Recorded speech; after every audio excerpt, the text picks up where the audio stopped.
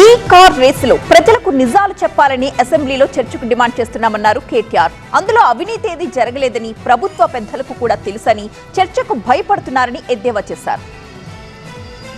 మేము గత 2 రోజులుగా నిన్న ఈరోజు గౌరవ స్పీకర్ గారిని కోరినాం. సెషన్ నడుస్తోంది కాబట్టి ఏదో కుంభకోణము లంబకోణము అని గవర్నమెంట్ క్యాబినెట్లో ఏదో గంటన్నర సేపు తర్కం చేసింది, చర్చించింది, పరిశోధించింది, సాధించింది, ఏదో కనిపెట్టిండ్రు అని చెప్పి లీక్లు ఇస్తూ ఉన్నారు. మేమేమి అడిగామంటే ఈ 4 గోడల మధ్యన 4 సన్నాసులు మాట్లాడేందుకు 4 కోట్ల ప్రజల ముందు చర్చ పెడదాం, దూద్ కా దూద్ పానీ కా పానీ అవుతుంది, ఊకే లొల్లేంది బొబ్బేందని అడిగినాం.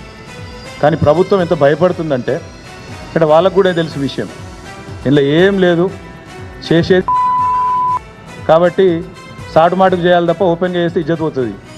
అందుకే తప్పించుకోలేక మింగలేక కక్కలేక ఓపెన్గా ఇలానే అసెంబ్లీలో కూడా అడిగినా, పెట్టు దమ్ముంటే చర్చ పెట్టు అసెంబ్లీలోని స్పీకర్ గారిని అడిగినా, చర్చకు రారు.